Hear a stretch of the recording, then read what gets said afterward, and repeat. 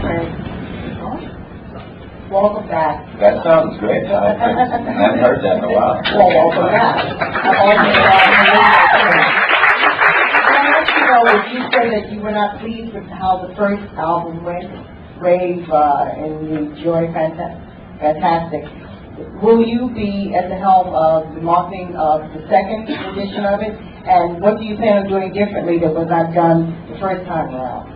Well, Clyde and I had an agreement where I was just going to release on the internet only, and he was going to handle the stores. So really all I can do in that regard is just release the record and allow it to be downloaded or however we get it to the consumer. That's why I want to bring them to Minnesota and just talk to people, just let them tell me how they want it from now on. The interesting thing in Vanity Fair, and I used it before I even saw it, but I always get journalists saying to me, "You're not selling as many records as you used to."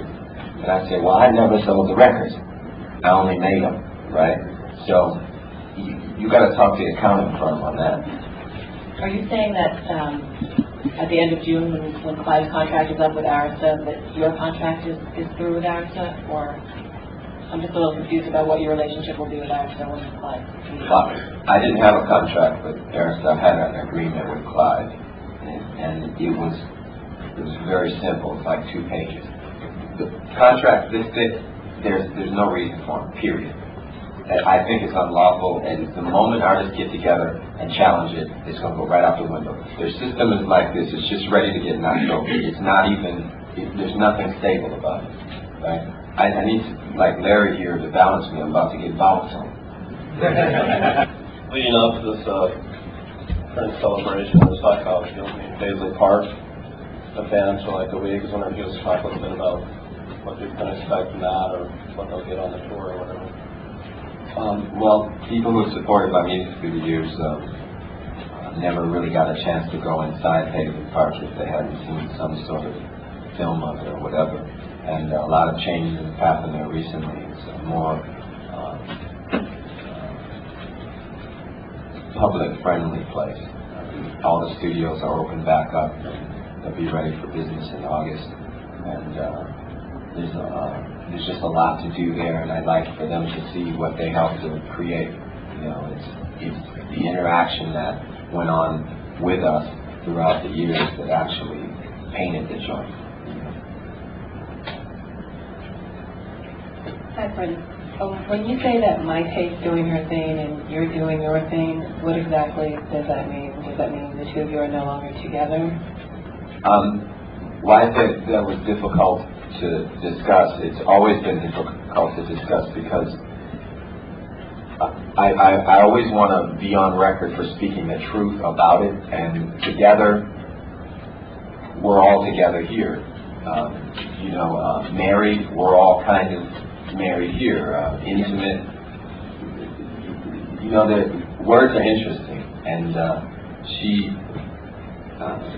that's the clearest that I could put it. Was she does her thing, I do my thing. Sometimes we do our thing together.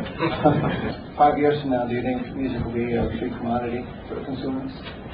And is that something that you would hope for? Well, money's going to have to be abolished first.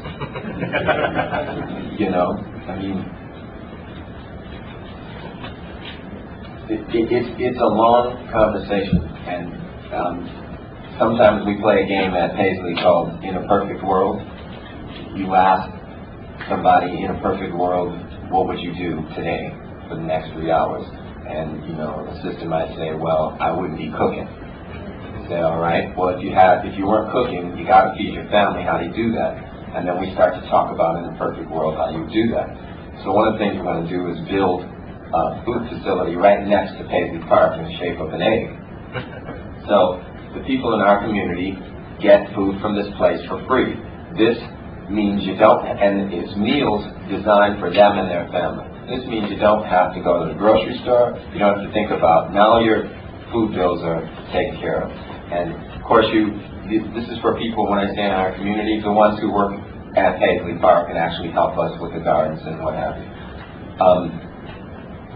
If you take money out of the equation, it's interesting what happens. Chaka Khan was in our studio and was tripping because she didn't have a budget. I said, the studio's free, it's just electricity. I wouldn't know how to charge you anyway. You know, when your album's finished, your album's finished. You know, you tell me. So whether music ends up to be free or not, I mean, I think the question is money and how that's, how we do what is most valuable. Hi, Prince. You went on The View, and you talked to Oprah a couple years ago. Are you trying to change the way that the masses perceive you? Now you're going back to Prince. Are you trying to come across as being a little less weird?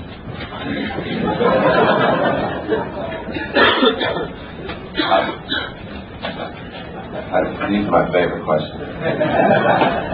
Can we get you on film first? No, I've never thought of myself as weird. The people who really know me don't think so either. So how you perceive me is how you perceive me.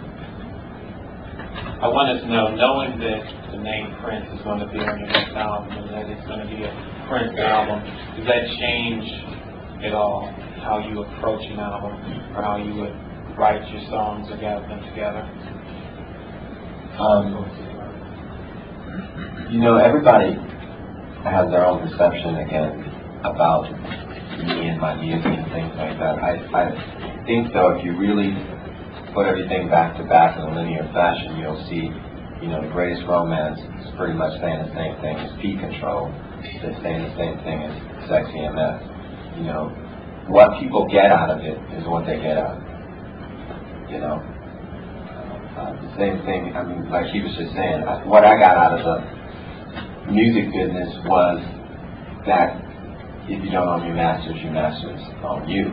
Some people find fame and fortune and they're cool with that, you know. So it's like that system is going to be, what you're talking about, whether music's going to be free or not, I just would like to see an alternate system. Then I'd be cool. But there's no way right now for people to get seen or heard unless somebody that has nothing to do with the creation of the music gets paid. Like literally gets paid. That's just absurd. How would you suggest to a new artist that they reach the masses without taking a major label deal? Do they go through distribution companies, or if they wanted to try to remain independent, how would you suggest that they reach masses without the machine-like power of a label? Well, when I sit down and talk with Jimmy, one day recently Jimmy Jam, Terry Lewis, Babyface, L.A. Reid, we just sat in the room and just started discussing things like this. You know, I challenge all of them. I do, and I will continue to, you know, when you get some money together, like all of us have amassed, let's just sit down and create a new system so that, you know, we don't have to run back to distribution companies, this, that, and the other, and really talk to these program directors and DJs about opening up in every marketplace at least 4 slots that artists can get heard and get their music out to the people. And that could revolve. You know, all the music actually should just be, it should be constantly evolving. It's not like that. Everything is like these playlists and what have you. So, like I said, it just needs to be an alternate system. Because right now there is none. Question over here for you. Over this side. Hi. Do you plan to continue to use the symbol to represent Prince now, or does the symbol go away? Well, it's an internationally known logo now, so I really haven't given it much thought. What I did give thought to was changing my name, not changing, but using my birth name, because there's still a lot to do. So I thought it would be interesting, though, to, if I ever do anything with a major label, let them use the symbol. Like, and, you know, because something interesting happened. Everybody was saying, oh, he thinks he can, you know, he thinks he can get out of the contract by changing his name. Well, literally, that's what I did. Because when you know, you go to the meetings, you say, well, have a new album. I said, well, it's going to be under symbol, right? No, it's going to be under Prince. And I said, well, we don't want a Prince album. I said, well, that's who you signed. I said, well, everybody knows you as this symbol now. I said, well, you'll have to make a big deal of it. so I mean, like, me and Mo Austin, and he knows it, is that arguing, big, loud, screaming matches. Well, that's who you signed. Well, you're trying to trick us. No, I ain't trying to trick you. Let's make a new deal then. All right, what's the terms of the new deal? Well, I want my masters back. Said, well, you can't get your masters back if you gave us $1 billion. Now, to make a statement like that to me means that I don't really have any power over them. Now, somebody I thought I was hiring to be my distribution company, I thought I was hiring. Because, I mean, it was between 3 companies, Sony, A&M, and Warner Brothers. And after much whining and dining, I mean, it was crazy back then, you know. A&M was like, okay, we'll give you a house. Like, I don't want to live any place. I want to go on the road. This is what I lived for my whole life. You know, I'm ready to work now. Okay, well, how about this? It was crazy, you know, so it's interesting, like the fight between Disney and ABC, or Disney and Time Warner recently. You got grown people calling each other deranged individuals and arrogant manipulators, right? It's no diss to the photographers. I've had trouble with y'all sometimes, but it's like, okay, we're going to take turns and take pictures here. Now, everybody's got power. I was just in the back going, this is interesting, you know. We grown people now, right? Let's act like it, like all of us, you know. I ain't going to Washington to discuss no craziness, like, you know. Hypothetically, who would win in a fist fight, you or Michael Jackson?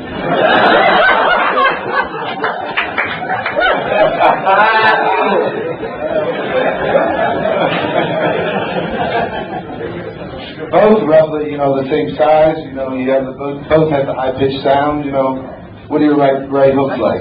Oh my goodness, he's a plant, y'all. But I plant him.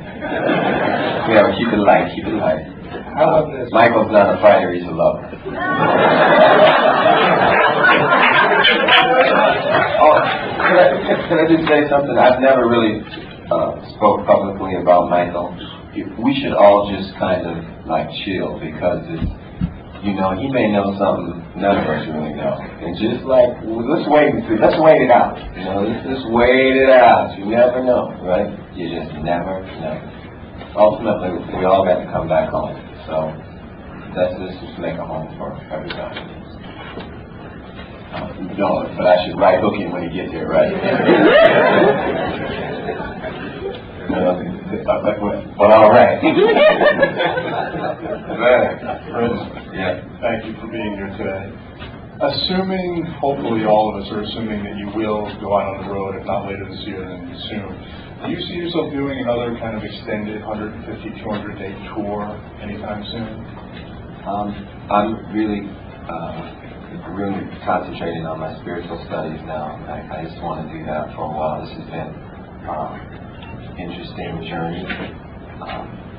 Recently, we were working on a time tunnel for Paisley Park, where kids get to walk up and down and see over time like I said, the linear fashion in which my career has gone.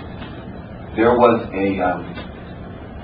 when we made the tunnel at first, the last picture was a picture of Maite and I embraced, and I always thought that was the final picture. I didn't want that's the way I said, well, now it's over. You know? And then I looked, and she ended up doing her thing, like I said, and I ended up doing mine. And then there's a door there in the time tunnel, and it leads to the next room. But there's more wall, and I had never noticed it before, because I'd always thought that was the final picture. So there's more space for more events, and I just really want to, ask God in solitude what it is that He'd like me to do. It was interesting the other day. A friend of mine said, so what should I call you now? And I said, you can call me Prince. And it just felt good to say that again, because I hadn't in so long. So I'm really curious to see what happens next. You've been making music now for over 2 decades, and obviously been in the business for close to that amount of time. For the past few years, you've been focused on legally freeing yourself and trying to have an impact on contracts and all these things. Now that Prince is back musically, do you have a conversation about where kind of R&B is now and it's gone with hip-hop and R&B and all the different forms that we find it in now? Well, like I said, I think the quality's gone down pretty much. I was,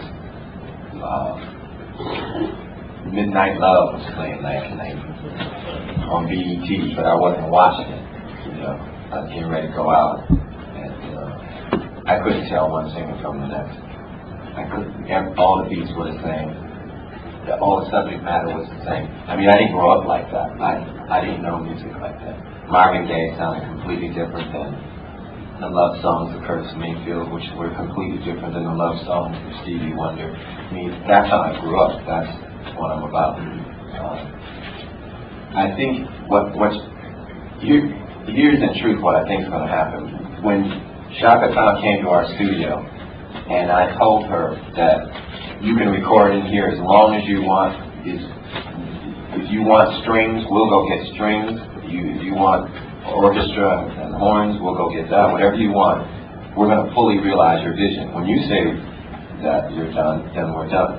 I think it's got to somehow get to that where studios don't charge you. And it's interesting how hip-hop came out of freedom, where kids get to record on their own in their own cribs and stuff. You start to hear a different type of sound there, and the sound sounds free. And I had a discussion with a exec when I was writing on my face, and he says, "So, what do I call you now? This hip hop, is it going to last?" It's like, I was completely shocked. Are black people going to last? You know, that's a crazy question. You know, and he didn't know. So what he did is he put some people in place to go buy it all up, right? So once again, they've seen that movie Black and White. I haven't seen it yet. I'm curious to see it though. I think your audience will be wondering what we can look forward to coming out of Paisley Park, both from you and from the collaborative work that you've done, or that you're looking forward to.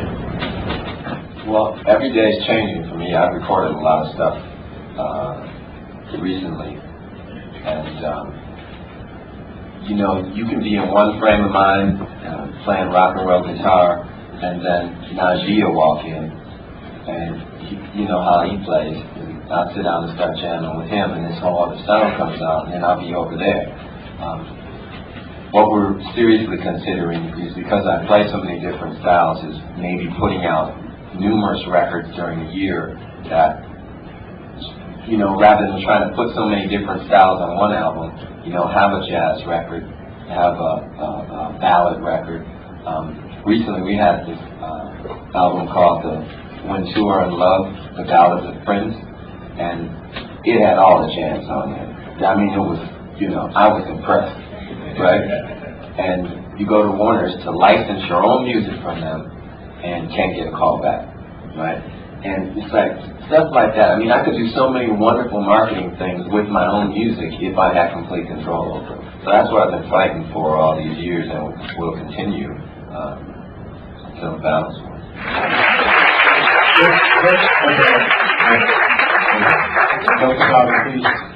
No photos.